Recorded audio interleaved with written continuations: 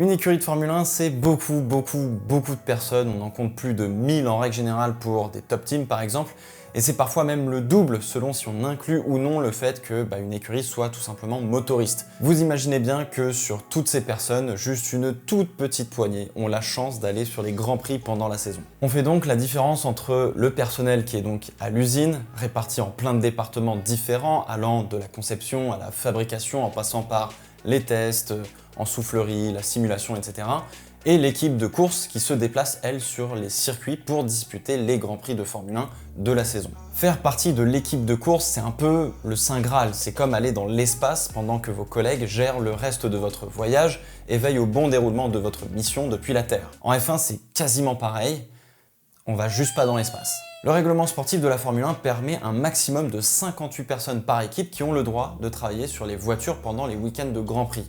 Ça va des mécanos aux ingénieurs, tout le monde qui a un rapport avec la piste et la performance. Et bien que cela paraisse peut-être beaucoup pour faire rouler que 2 voitures, vous n'êtes pas au bout de vos surprises parce que les équipes font travailler aussi ceux qui ne peuvent pas venir, mais qui pourraient prêter main forte et être parfois décisifs dans une course ou pendant un week-end. Pour cela, les équipes se sont organisées et ont créé ce que l'on appelle des Ops Rooms, exactement comme à la NASA, pour que du personnel de l'usine qui peut pas aller au circuit puisse travailler en lien direct avec l'équipe de course et les aider dans plein de tâches différentes. Alors chez Alpine, comme probablement chez Mercedes ou Ferrari, on n'a pas une mais 2 Ops Rooms, une à Enstone pour la partie châssis et course, et une plus petite à Viry-Châtillon pour la partie moteur qui sert de support pour le vendredi et parfois le samedi lorsque l'on peut encore travailler sur le moteur et apporter des ajustements supplémentaires, analyser de la data et puis faire des débriefs et des briefings avec l'équipe de course directement au circuit. C'est donc Aurélien qui nous fait découvrir cette petite pièce à la grande importance, c'est presque du F1 Manager mais cette fois-ci dans le réel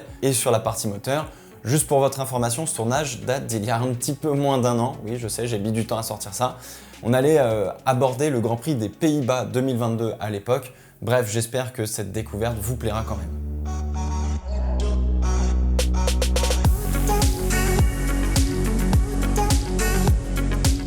On entend tout ce qui se passe sur différentes channels et on est autorisé à parler sur tous les channels qui votent moteur. Donc directement pour échanger sur les cartos, sur les problèmes, etc. Et les débriefings qui se font en piste se font à l'intercom, donc on les entend. L'Opsroom d'Enstone les entend également. On a également un canal en plus pour discuter directement avec l'Opsroom d'Enstone. D'accord. Si on souhaite. Vous êtes combien d'ailleurs voilà, ici là il y a une dizaine de places qui vont être occupées, donc on va retrouver des personnes de l'usine toute la semaine, des metteurs au point qui sont dans la semaine, qui vont venir vérifier que leur mise au point se transforme sur la piste. Parce qu'entre un banc, il y a un moteur qui bouge pas dans un banc, dans des conditions, et une piste où t'as des bosses, il y a des bosses, il pleut, il y a du... Voilà, tout peut changer, donc ils sont là pour vérifier. On va avoir une personne du soft embarqué. Donc il y a des soft, donc à chaque fois qu'on va amener un nouveau soft, par exemple la personne qui a fait la fonction en question va être présente pour s'assurer et puis pour répondre aux questions rapidement si on en a. On va retrouver un ingénieur ERS qui va surveiller tout ce qui est batterie, MGUH, MGUK.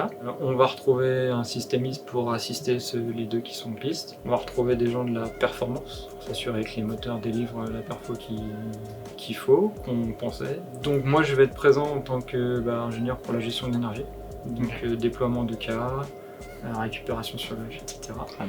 On va avoir une personne qui est de l'informatique pour s'assurer en premier lieu qu'on reçoit bien les datas. Et en deuxième lieu, que nos outils de déploiement automatique fonctionnent. Il faut savoir qu'à chaque fois que la voiture roule, qu'elle rentre au stand, on récupère la data. Et comme il y en a beaucoup de capteurs sur la voiture. Vous en avez combien à peu près C'est quoi, c'est 600 capteurs en tout sur la voiture? À peu près ça, à moitié châssis, moitié moteur. Plus toutes les voies qu'on calcule. Donc casse-tête. On récupère ça et on a des outils de déploiement qui nous ressortent des graphiques, toujours les mêmes, et qui sont plus parlants et qui nous permettent de repérer rapidement des choses parce que tout est question de comment on peut voir rapidement un problème pour le corriger. Dans une séance d'1 heure le matin le vendredi, d'1 heure l'après-midi, donc il faut quand même être actif. Et puis ici, comme on est basé à Viry-Châtillon, que les Grands Prix sont pas toujours aux mêmes horaires, nous on se décale. Donc le prochain qui va venir, qui va être marrant, ça va être le Japon. On sera là 2 h du matin, 3 h du matin, on sera on sera en surveillance de nos copains. Avec des petits yeux, des croissants, surtout du café. Voilà, du café et le plus ouvert possible pour regarder la data quand même. Est-ce que toute l'équipe se décale au fur et à mesure dans la semaine pour pouvoir, on va dire, pas être crevé quand on arrive à 2h du mat pour la FP1 ou ce genre de choses Plutôt le jeudi. On va rentrer plutôt le jeudi pour se reposer parce que avant on a préparé, on a fait notre travail. Donc moi ça va être préparer le Grand Prix justement. Mettre les bonnes cartes dans la voiture pour sortir le vendredi avec quelque chose qui soit le mieux possible, qu'on va ajuster. Mais donc je suis bien obligé de le faire quand même. Okay. On peut pas se décaler autant qu'on veut. Sure. Globalement ici en opéro, on va majoritairement garder les deux pilotes et se concentrer sur celui où il va y avoir quelque chose à être en support. D'où souvent les deux écrans. Donc chaque ingénieur va avoir deux écrans. Donc globalement moi je vais avoir deux fois la même page, mais avec les deux voitures. Pour avoir un œil sur chaque. Il faut pouvoir être réactif puisque comme ça j'ai déjà la data ouverte quand il y a un problème, donc je peux directement me concentrer sur l'une ou sur l'autre. Et ça va permettre aussi, ce qu'on fait beaucoup ici, c'est comparer les deux voitures. Parce qu'en piste, ils sont concentrés sur leur pilote. Nous, on peut regarder les deux. On peut superposer les deux données. Comme ça nous permet d'affiner le réglage et d'avoir le meilleur réglage pour le samedi, pour les deux voitures. Tout ce qui va être dit côté moteur va être en français. C'est pour ça qu'on a notre channel à nous. Et quand on va communiquer avec le châssis, là on va passer en anglais. D'accord. On a différents, je peux te les montrer ici. Tu vas trouver un channel pour Alonso sur son PU et un pour Ocon sur son PU.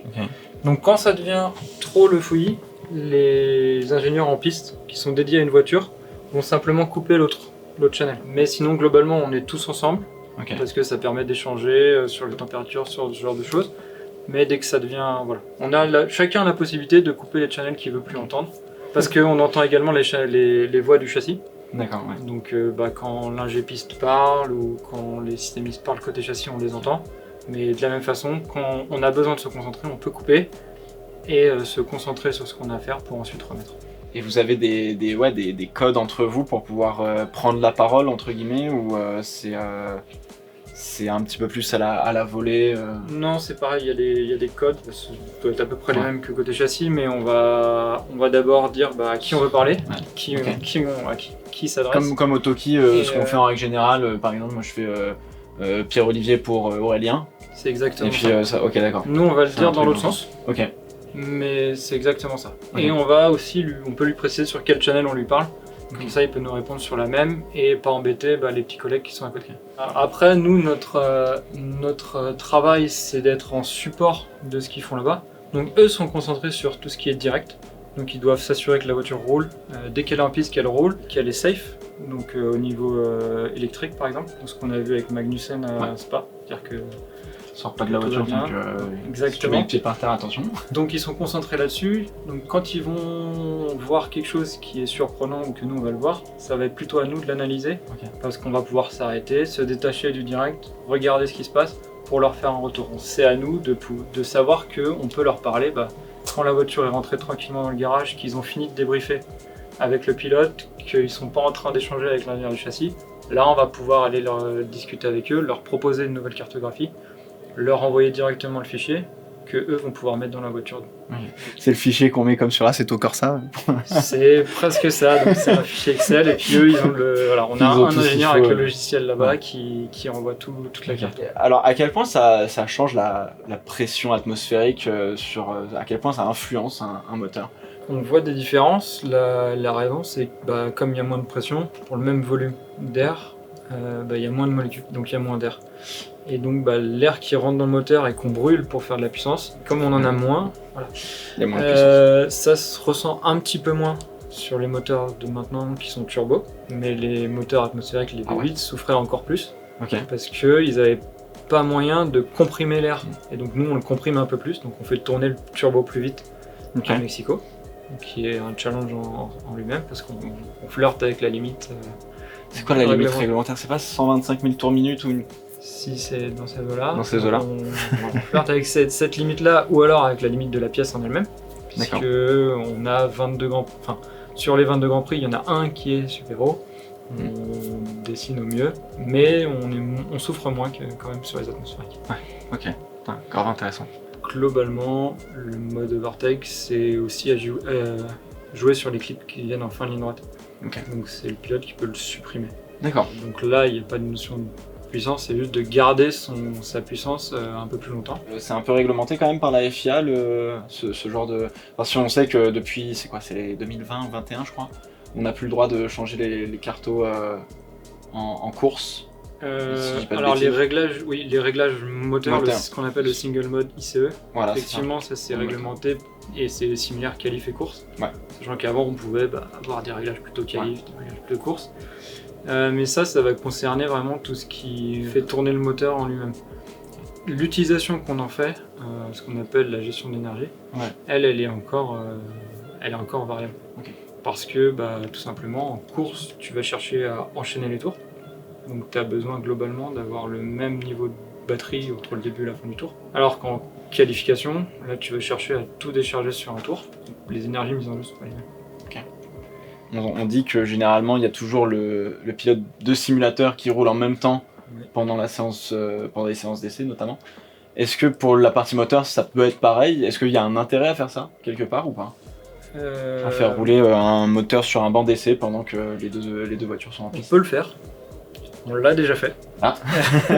On l'a déjà fait, notamment quand il y a un nouveau moteur, qu'il y a des spécificités. Donc en 2014, on le faisait. D'accord. On le faisait beaucoup. Après, il n'y a pas beaucoup de temps. Si c'est fait, c'est le vendredi soir. Mais les temps entre les séances sont assez restreints. Donc pour remettre le moteur au banc dans la configuration qu'il est en piste, reformaliser le problème, pour ensuite le corriger, ça prend un peu de temps. Donc généralement, c'est plutôt les ingénieurs map de mise au point, ils vont être directement dans la salle ici pour regarder la data en live et pour corriger comme ça la volée la carte. Est-ce que vous connaissez tous les autres codes des autres motoristes ou pas? Non, parce qu'en fait, il y en a certains, non peut-être pas. En fait, les codes, on les comprend, on sait ce que ça fait sur le volant, mais on sait pas ce que ça fait derrière. Okay. Par exemple, un fail, on passe un capteur en défaut, mais le numéro, il faut avoir la feuille. Donc nous on a notre feuille, mais on n'a pas ça marche numéros. pas. Voilà. Donc c'est pareil pour quand on demande une position de switch, si on demande un changement sur le PU, de le mettre en position 12. Si la personne n'a pas la feuille en face, nous on est capable de dire quand on entend, effectivement ils ont changé un réglage. On sait à peu près, mais on n'est jamais... Non, même pas, ah ouais? Ah, je pensais que vous n'avez pas des petits espions qui... Moi j'en ai pas. Mais... c'est bien, il veut pas se vendre. Mais après on regarde a posteriori, on analyse les traces GPS pour essayer de voir des choses, pour comprendre des choses. Voilà, les codes en eux-mêmes, on les a pas. Là tu dois préparer Zandvoort. Oui, tout à fait. De mon côté, c'est déjà prêt. C'est déjà envoyé à mes collègues qui sont... en fait... on est quel jour aujourd'hui? On est mercredi? On est mercredi. Ouais. C'est pas que c'est déjà prêt, c'est que ma partie est faite, est envoyée à mes collègues qui la regroupent pour mettre avec l'ensemble des autres cartos de tout le moteur dans la voiture. Préparer la base pour vendredi matin, qui va d'ailleurs servir à démarrer le moteur dès demain. Ça n'empêche pas de pouvoir répondre à leurs questions dans l'intervalle, pour être sûr qu'ils aient bien compris la stratégie qu'on veut mettre en place sur nos cartos, qu'ils soient d'accord et qu'ils soient capables eux de réagir en premier lieu, quitte à m'appeler ensuite. Donc ma partie est faite, on s'attaque presque au suivant parce que de notre côté, tout ce qu'on fait c'est en simulation et on échange avec le châssis. Donc je reçois des infos du châssis en avance, je prépare des calibrations qui vont être en avance de phase, mais qui vont eux leur permettre d'avancer sur leur truc. Donc on avance en parallèle, donc on échange, donc on a toujours quelque chose qui est préparé, surtout que c'est la semaine prochaine qui est préparé 2 semaines en avance. On a un début de calibration quand même pour qu'on puisse eux faire leur aéro et nous faire installer notre moteur. Alors, casse moteur ça nous arrive, ça nous est déjà arrivé. Il se trouve qu'on peut parfois le voir en premier sur la data, avant même de le voir sur l'écran. Ça arrive. Les traces sont censées être à un certain niveau. Dès que ça casse, comme on dit, ça traverse l'écran. C'est-à-dire que le trait, au lieu d'être en haut, il devient tout de suite tout en bas. Et tout de suite, tout le monde se relève. Et donc, tout le monde se relève et regarde la télé. Il se passe un truc, il se passe quelque chose. Et donc, c'est là qu'on voit. Il y a un petit décalage parfois sur la télé. Donc, on entend aussi nos collègues en piste dire « Oh là, ça va pas ». Et donc là, on constate. En fait, la télé nous sert souvent à constater que... Ça vous permet de voir l'image et d'avoir encore plus mal, quoi. Ah, on voit la fumée, elle est là. Moi, j'ai fait une école d'ingénieur, donc donc après 2 ans de prépa, ingénieur à école à Centrale Nantes. Et en dernière année d'études, j'étais en Angleterre à Cranfield sur le master motorsport. Donc quand même un cursus qui s'oriente en fin d'études sur en du fin motorsport. d'études et on est sur un bac plus 5. Ok, putain, trop cool. Bravo. En fait, tu fais F1 manager en vrai, c'est juste que nous on est là à jouer, donc du coup, un jour peut-être on inversera les rôles, mais. Je ne pas encore de consignes au pilote. C'est pas moi.